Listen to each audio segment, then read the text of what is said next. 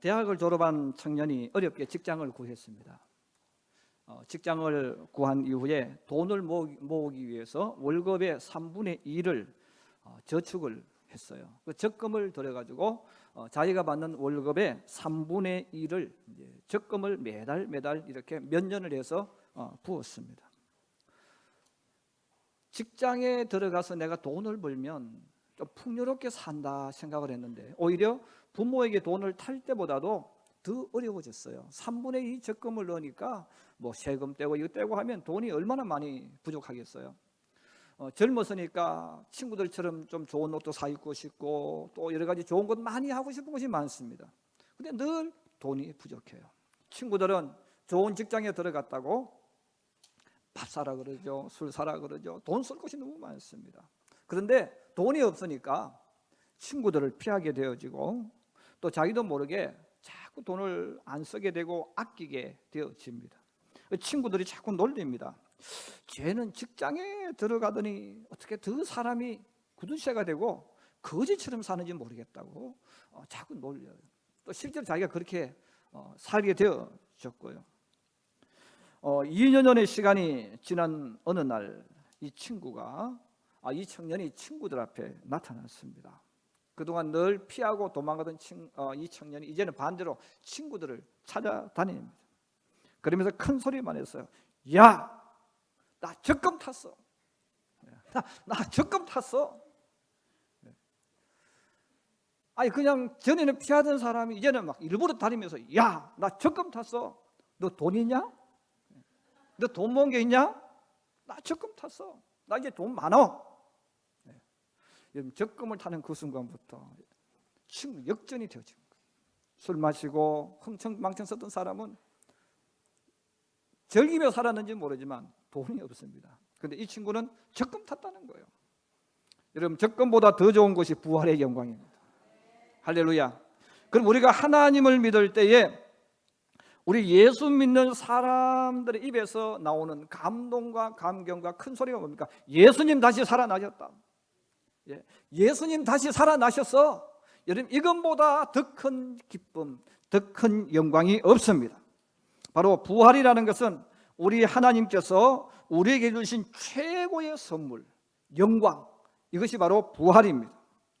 예수님이 십자가를 지시고 돌아가셔서 무덤에 묻히신 그날부터 제자들은 숨을 죽이고 살았습니다. 혹시 예수님 죽으신 것처럼 사람들이 우리를 붙잡아서 같은 일당이라고 죽일 수가 있지 않습니까? 예수님을 십자가에 못 박아서 가장 잔인한 흉악범으로 세상에 보여준 거거든요.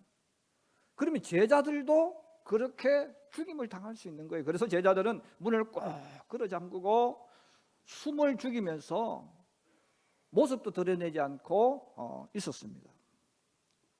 자, 그런데 새벽에 무덤을 찾아갔던 여인들이 숨을 헐떡이면서 뛰어와서 베드로와 요한을 부릅니다. 베드로, 요한, 어디 있어? 빨리 나와봐.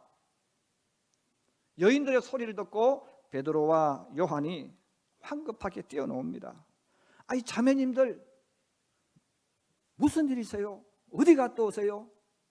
왜 그렇게 급하게 우리를 찾습니까? 그때 그 자매들이 베드로와 요한에게 말합니다. 글쎄, 안식일이 끝난 오늘 새벽에 우리가 예수님 무덤에 찾아갔습니다.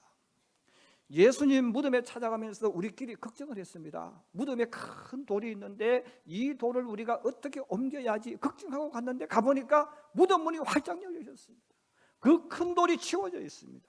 너무 놀랐습니다. 그런데 안에 들어가 보고는 더 놀랐습니다. 예수님 시신이 사라졌습니다. 분명히 예수님께서 못 박혀 돌아가실 때 우리가 따라와서 예수님 시신 안장하는 것을 우리 눈으로 봤습니다. 근데 예수님 시신이 사라져버렸어요. 예수님 시신이 사라져서 우리가 두려워하고 걱정하고 있는데 갑자기 우리 옆에 햇빛보다 더 빛나는 모습을 한 두 사람이 우리 앞에 나타났습니다. 우리는 너무 놀라가지고 순식간적으로 얼굴을 땅에 박았습니다. 그때 소리가 들려왔습니다. 어찌하여 살아있는 자를 죽은 자 가운데서 찾느냐? 여기 계시지 않고 살아나셨느니라. 그가 전에 너희에게 말하지 않았더냐? 3일 만에 다시 살아나서 갈릴리에서 너희를 본다고 하지 아니한 그분은 여기 없고 살아나셨다. 우리는 예수님 살아나셨다는 말을 듣고 너무 놀라서 고개를 들었는데, 지금 우리가 말하는 것은 정확한 겁니다. 베드로, 요한, 지금 우리가 일어난 일을 이야기하는 거예요. 예수님 시신이 사라졌어요. 근데 두 사람이 예수님 살아나셨다고 이야기했어요. 이거 어떻게 된 겁니까? 그 말을 듣고 베드로와 요한이 무덤으로 달려갔습니다. 그 무덤으로 달려갔는데 성격대로 행동합니다. 요한은 소심하고 생각이 많은 사람입니다. 그래서 무덤에 와서 문이 열려졌을 때 안에 들어가면 어떻게 되어질지 계산하고 따지느라고 무덤에 못 들어갑니다. 근데 베드로는 앞뒤 생각이 없습니다. 그냥 문에 들어갔습니다. 안에 시신이 없었어요. 성경 그렇게 말합니다. 베드로가 이상하다, 고개를 갸우뚱했대요. 여러분, 여자들이 와서 직접 본 사람이, 천사들이 이야기를 전해줬잖아요. 예수님 살아나셨습니다, 여기 없습니다, 그렇게 말했어요. 그런데 예수님의 수제자인 베드로는 그게 말도 안 되는 이야기니까 아예 그 말 자체를 받아들이지를 않습니다. 고개를 갸웃갸웃하면서 생각하는 것이죠. 이상하다, 예수님 시신이 어디 갔을까? 로마인들이 예수님 시신을 훔쳐갔을까? 백부장들이 훔쳐갔을까? 그것도 아니면 예수님 시신이 어디에 가 있을까? 그리고는 고개만 갸우뚱갸우뚱하면서 돌아왔다는 거예요. 여러분, 직접 가서 본 베드로도 예수님의 부활을 믿지를 못했어요. 그리고 오늘 성경이 우리에게 이야기하는 것처럼 도마도 예수님의 부활 소식을 들었지만 부활을 믿지 못했습니다. 그 후에 예수님은 베드로에게 나타나셔서 또 다른 제자에게 나타나셔서 예수님 부활하신 모습을 보여주었고 보았어요. 그들은 믿었어요. 친구들이 이야기하는 거죠. 도마, 예수님 부활하셨어. 근데 도마는 믿지를 못합니다. 믿지를 못하는 그 도마가 제자들이 보았다고 하니까 도마가 이런 핑계를 대면서 오늘 우리가 읽었던 이 말씀을 하는 겁니다. 25절입니다. 우리 25절 한번 같이 보십시다. 시작.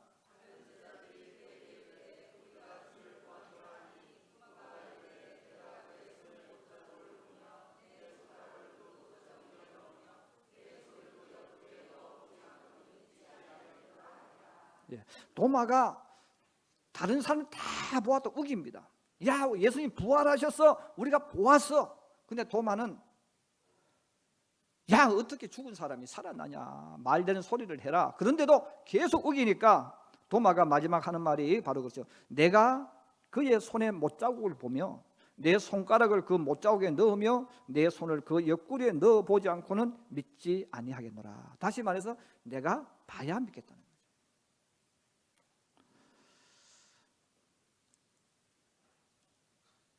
예수님은 도마에게 나타나셔서 도마가 그런 말을 했는데 예수님은 도마를 책망하지 않았어요. 도마를 꾸짖지 않았어요. 예수님 부활하셨는데 그 예수님을 부활하신 사람들의 말을 듣고도 받아들이지 않고 믿지 않았던 그 도마를 꾸짖음하지 않은 이유가 뭘까? 한번 따라해 주시기 바랍니다. 예수님의 부활은 사람의 이성으로 이해할 수 없는 사건이다. 여러분, 예수님의 부활은 사람의 이성으로, 사람의 지식 가지고, 학문 가지고, 과학 가지고 이해할 수 없는 사건입니다. 바로 하나님만이 하실 수 있는 사건입니다. 이것이 바로 부활의 사건입니다. 명석한 두뇌와 누구보다도 성경을 많이 읽고 암송하고 연구했던 사울이라는 그 바울, 그가 왜 예수님 부활을 믿지 못했을까요? 오히려 예수님 부활을 주장하는 사람들을 미친 사람으로, 정신 이상자로 바라보았습니다. 여러분, 성경을 그렇게 많이 알았던 사람들이 왜 예수님의 부활을 못 받아들입니까? 우리가 알고 배우고 내가 알고 있는 이 지식과 과학과 내 이성을 가지고는 예수님의 부활, 죽은 사람이 살아난다는 것은 헛소리예요. 이거는 말이 안 되는 거예요. 사람이 가지고 있는 이성은 자신의 이성보다 수준이 높은 세계, 또 자신이 가지고 있는 능력보다 더 높은 세계의 것은 우리는 받아들일 수 없습니다. 그런데 사람이 얼마나 간사하냐면 나는 몰라, 이건 내 영역 밖의 일이야, 이렇게 말하면 그 사람은 겸손한 사람이에요. 그런데 우리는 내가 알지 못하는 수준의 세계를 이야기해버리면 우리 사람은 어떻게 말을 합니까? 없어, 거짓말, 없어. 우리는 그렇게 이야기를 해요. 여러분, 내 능력 밖의 세상을 이야기하면 아 그래? 이건 내 능력 밖의 일이니까 내가 잘 모르겠다, 이렇게 말하면 얼마나 좋습니까? 그렇게 말하지 않는 거죠. 거짓말, 없어, 이렇게 우리는 답을 내려버리는 거죠. 그래서 우리 사람들이 가지고 있는 이 이성이라는 것, 지식이라는 것, 과학이라는 것은 내 수준에 맞아야만 이해가 되어지는 거예요. 여러분, 예를 들어서 여기 있는 분들이 대부분이 다 스마트폰을 가지고 계십니다. 이런 스마트폰을 가지고 계시는데 이 스마트폰 안에는 기능이 정말 많습니다. 멀리 있는 사람하고 같이 얼마 통화는 이거 기본이죠. 화상 통화도 기본 아닙니까? 주고받습니다. 그런데 여러분, 이것을 50년 전으로 100년 전으로 스마트폰을 모르는 과거의 사람들에게 이 스마트폰을 이야기를 해요. 이 스마트폰이라는 휴대폰이 있는 스마트폰이 있는데 이 기계는 말이야 이런 기능이 있고 이렇게 저렇게 사용할 수 있어 하고 설명을 해주는 거예요. 저 멀리 있을 때의 옛날 사람은 서신을 주고받았지 않습니까? 편지를 써서 몇 달 걸려서 주고받습니다. 그런데 지금은 그게 필요 없다는 거예요. 1초 만에 내가 거기 보내고 거기서 내게 문자로 보낼 수 있다는 거죠. 그리고 그 사람의 목소리도 들을 수 있다고 전화 이야기를 해주는 거예요. 그리고 사진 찍는 것도 말합니다. 옛날에는 다 그림으로 그렸잖아요. 그런데 그림으로 그리는 것보다 더 정확하게 그냥 그 자리에서 찰칵하고 사진 찍으면 모습이 나온다는 거예요. 이 스마트폰에는 음악도 들을 수 있고 그림도 그릴 수 있고 우리가 상상할 수 없는 세계가 그 속에 있다고 설명하면 스마트폰을 알지 못하는 사람이 그 기능을 듣고 놀라운 기계구만, 그렇게 말하겠어요? 없으라고 이야기해요. 그렇게 말하는 사람이 스마트 기능을 자꾸 이야기해주면 오히려 더 알아듣지 못해요. 더 못 믿는 거예요. 왜? 사람은 내가 가지고 있는 이 수준을 넘어가 버리면, 밖을 이야기해버리면 그 다음부터는 이게 멘붕이 와서 사람은 분별을 할 수가 없습니다. 바로 예수님의 부활은 사람이 가지고 있는 이성, 사람이 가지고 있는 수준, 사람이 가진 모든 능력을 뛰어넘는 것이, 사람들이 가지고 있던 모든 관념, 이 생각과 사상과 가치관을 완전히 뛰어넘어 버리는 사건이 부활의 사건입니다. 그러므로 예수님과 3년 동안 같이 다녔던 제자 베드로도 여인들이 전해주는 그 말을 들었어요. 무덤에 갔어요. 그런데도 예수님 시신이 사라졌을 때 이 시신을 누가 가져갔을까에 초점 맞췄지, 우리 선생님 부활하셨구나, 이렇게 받아들이지 않았다는 거예요. 여인들이 이야기해도 아이고 저 여인들이 예수님 돌아가시니까 너무 슬프고 마음이 아파서 조금 창난이 왔나 보다. 베드로도 그렇게 생각했다는 거예요. 그래서 베드로가 성경에 나옵니다. 다시 고향으로 돌아갔어요. 거기서 다시 바닷가에서 고기를 잡지 않습니까? 거기서 부활하신 주님을 만난 이후에 그가 예수님의 부활은 사실이었구나, 예수님의 부활은 진짜였구나 믿고 예루살렘으로 돌아왔다는 거예요. 여러분, 예수님의 제자들까지도 자기들의 이성 가지고 그들 고정관념 가지고 능력 가지고는 예수님 부활을 못 믿었습니다. 그러면 오늘을 사는 사람들, 또 과거에 사는 사람들이 예수님의 부활을 믿을 수 있었겠습니까? 못 믿는 거죠. 예수님의 제자 도마도 오죽했으면 증거를 보여줘, 내 눈에 보여줘, 그렇지 않으면 나는 믿지 않을 거야. 여러분, 제자가 그 정도로 말했다면 예수님의 부활을 듣고 사람들이 믿는다는 것 자체가 거짓말하는 거예요. 예수님의 이 부활은 사람의 이성과 사람의 능력으로는 알 수 없는 또 다른 세계입니다. 하나님만이 할 수 있는 것이 부활의 사건이에요. 그래서 우리가 이 부활절을 맞이할 때마다 저와 여러분의 가슴 속에 늘 담아둬야 될 하나의 새겨야 될 것들이 있습니다. 부활은 내 이성으로, 사람의 이성으로는 절대로 믿을 수 없고 받아들일 수 없는 하나님만이 할 수 있는 하나님의 능력, 하나님의 세계라는 것입니다. 그렇습니다. 예수님 부활을 가지고 내가 믿는다 안 믿는다, 나는 그거 받아들인다 안 받아들인다, 이것은 내 능력의 문제가 아니에요. 이거는 하나님만이 하실 수 있는 것입니다. 그렇습니다. 이 예수님의 부활은 결국은 하나님의 역사예요. 이 부활의 영광을 우리에게 허락하신 우리 하나님께 모든 영광을 돌립니다. 그래서 우리가 하나님을 믿는 이유가 뭡니까? 하나님은 내가 할 수 있는 수준의 것을 하나님 하는 것이 하나님이 아니에요. 하나님의 영역은 우리와 다른 거예요. 하나님의 영역은 창조주의 영역입니다. 그 창조주 영역에서 보면 이것은 아무것도 아니에요. 두 번째로 한번 따라해 주세요. 예수님은 부활의 증거를 보여주신다. 우상을 믿는 사람들, 예수를 믿지 않는 사람들 가운데 우상을 섬기는 사람들이 있는데, 우상을 섬기는 사람들의 그 믿음은, 그들도 믿음이라는 단어를 써요. 우리도 신을 믿어 이렇게 말하니까 그들도 믿는데, 우상을 믿는 사람은 예수를 믿는 사람보다 훨씬 더 큰 믿음을 가지고 있습니다. 그래서 하나님을 믿지 않는 사람이 가지고 있는 그 믿음은 예수 믿는 사람과는 비교할 수 없는 엄청난 믿음을 가지고 있습니다. 여러분, 진화론도 똑같습니다. 진화론자들이 가지고 있는 그 절대적 사람은 진화되어졌다는 이 사상은 상상을 초월할 수 없는 엄청난 믿음을 가져야만 진화론자가 될 수 있어요. 여러분들이 진화론에서 관심이 있으면 서점에 가서 아니면 인터넷 다 검색해 보세요. 진화론자가 되려면 과학적인 증거가 필요한 것이 아니고, 나는 이 진화가 되어졌다고 확실하게 믿지 않으면 진화론자가 될 수가 없습니다. 왜냐하면 진화론은 과학적으로 증명된 게 없거든요.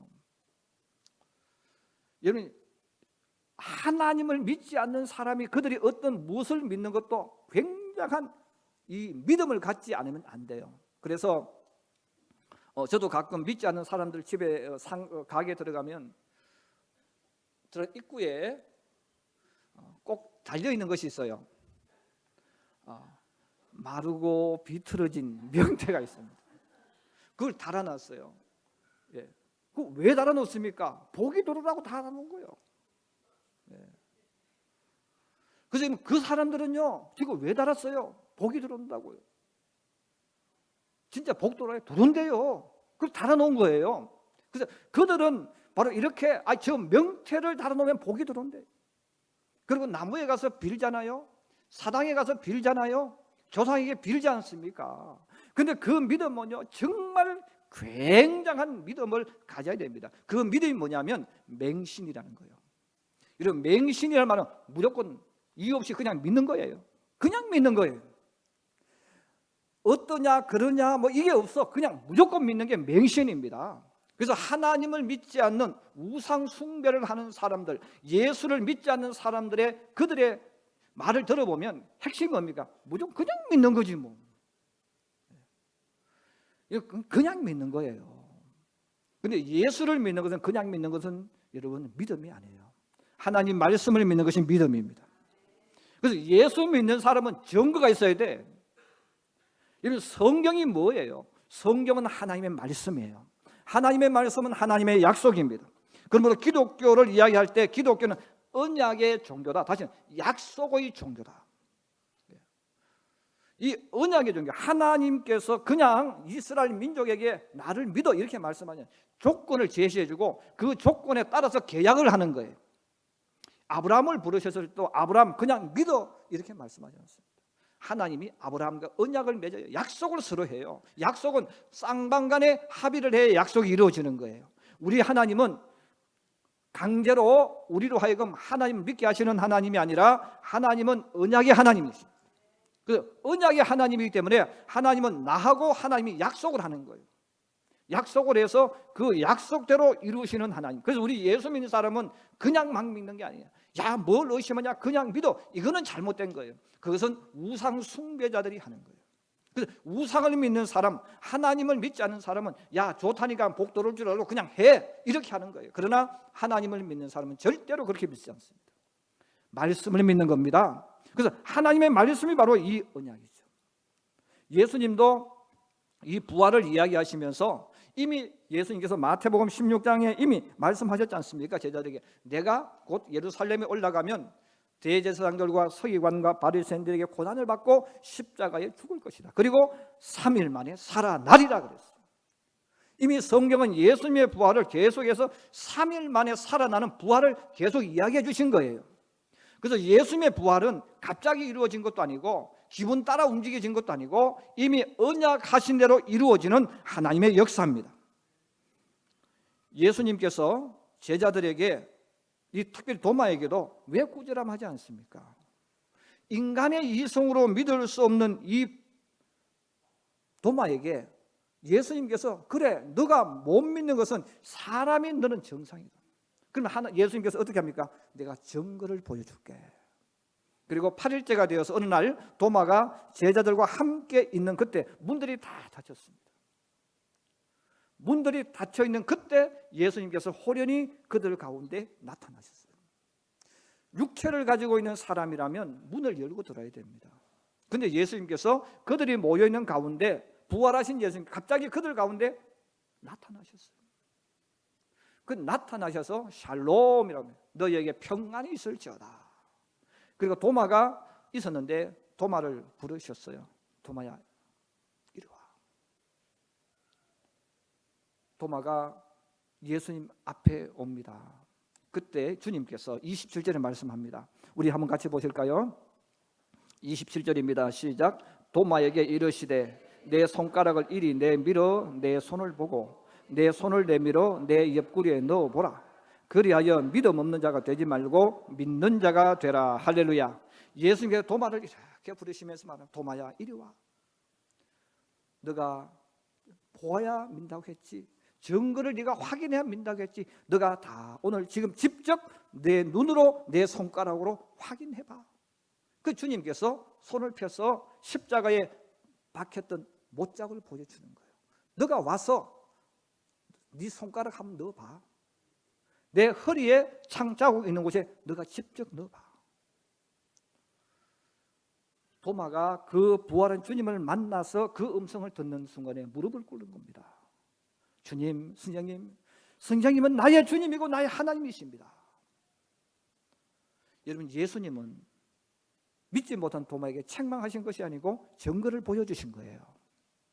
여러분, 기독교는, 성경은, 우리가 믿는 성삼위 하나님은 무조건 믿는 하나님이 아니라 우리에게 반드시 증거를 보여주신 하나님이십니다. 그래서 우리가 예수를 믿을 때도 누가 이렇게 말하더라 이것을 가지고 이야기하면 안 돼요. 그거는 두 번째나 세 번째 서열이에요. 첫 번째는 뭡니까? 내가 주님 만났는데, 내가 하나님 만났는데, 내가 성경이 응답되는 것을 내가 받았는데 하나님은 이런 하나님이야. 그렇게 이야기해야 되는 거예요. 우리가 하나님을 믿을 때 기독교는 체험의 종교라고 그랬어요. 성경에 있는 모든 내용은 다 이루어지는 언약입니다. 예수를 믿지 못하는 분들은 기도를 이야기하면 야 기도하면 다 되잖아 그렇게 이야기해요. 여러분 기도한다고 다 됩니까? 아니에요. 기도는 하나님의 약속이에요. 기도라는 것은 왜 하나님께서 기도하면 응답합니까? 주님이 약속했거든요. 너희가 무엇이든지 내 이름으로 기도하면 내가 해줄게. 그 기도는 주님이 하실 줄로 믿고 우리는 기도하는 거예요. 그럼 일은 주님이 하시는 거예요. 주님이 하시는 것을 우리는 응답받았다 표현하는 거예요. 그렇습니다. 바로 성경은 우리들에게 계속해서 예수님 부활을 이야기하면서 그냥 부활을 믿어 뭘 자꾸 걱정해 그게 아니에요. 주님은 우리에게 부활의 증거를 보여주셨고 증거를 보여주시면서 확고하게 믿기를 요구하셨습니다. 예수님께서 요한복음 14장에 사랑하는 제자들에게 말씀합니다. 내가 또 다른 보혜사를 너희에게 보내준다고 약속해 주었어요. 바로 성령 하나님이에요. 그 성령께서 나와 함께 하시면서 우리로 하여금 예수님이 어떤 것인지 성경 말씀이 무엇인지를 계속 증거를 보여주시는 거예요. 그래서 기독교는 체험의 종교고 내가 체험한 것을 성경 말씀을 가지고 이야기하면서 하나님은 이런 하나님, 여러분, 왜 우리가 천국과 지옥에 대해서 확고하게 이야기합니까? 내가 체험했으니까요. 예수님이 어떤 분인가를 체험했으니까 부활하신 그 주님이 천국이 있고 지옥이 있다고 말하니까 믿고 이야기하는 거예요. 그래서 예수 믿는 사람들은 무조건 믿으라고 말하면 안 되는 거예요. 하나님 말씀을 믿으라고 하는 거예요. 그리고 하나님 말씀을 믿으면 하나님이 그대로 하신다는 거예요. 여기에 대해서 우리는 내가 체험을 해야 확고하게 이야기할 수가 있습니다. 바로 예수님의 부활도 성경이 우리에게 증거하는 것은 야, 했으니까 했겠지, 그냥 믿어, 이것을 전해주는 게 아니에요. 예수님 부활은 사실이라는 것입니다. 정인들이 이야기한다는 거예요.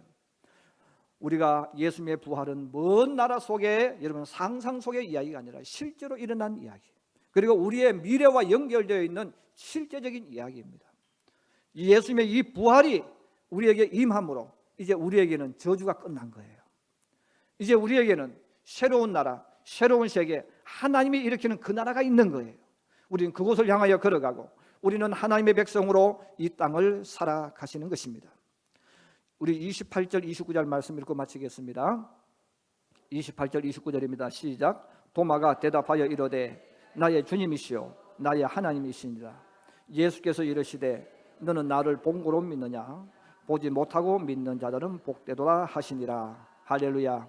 여러분, 도마가 주님을 나의 주님이고 나의 하나님으로 고백한 것처럼 내가 믿는 예수 그리스도가 나의 주가 되어지고 나의 하나님이 되어지기를 주의 이름으로 축복합니다. 이제는 우리가 부활케 하시는 이 하나님의 능력을 믿고 내 생애 속에 하나님의 부활이 일어날 줄로 믿고 주님 때문에 죽을 줄 알고 주님 때문에 망하더라도 믿음으로 그 길을 걸어가는 하나님의 사람이 되기를 주의 이름으로 축복합니다. 그 사람에게는 반드시 하나님의 부활이 일어납니다. 이것이 부활의 종교요, 부활의 신앙입니다. 주님 때문에 죽고 주님 때문에 잃어버리고 주님 때문에 바보가 되고 주님 때문에 십자가에 못 박히는 사람에게 하나님의 부활이 일어난다는 것 믿으시고, 여러분, 이 부활의 신앙 가지고 내 자신의 모든 삶을 만들어가고 도전해가는 하나님의 사람, 예수의 사람들이 주의 이름 되기를 주의 이름으로 축복합니다. 축복합니다.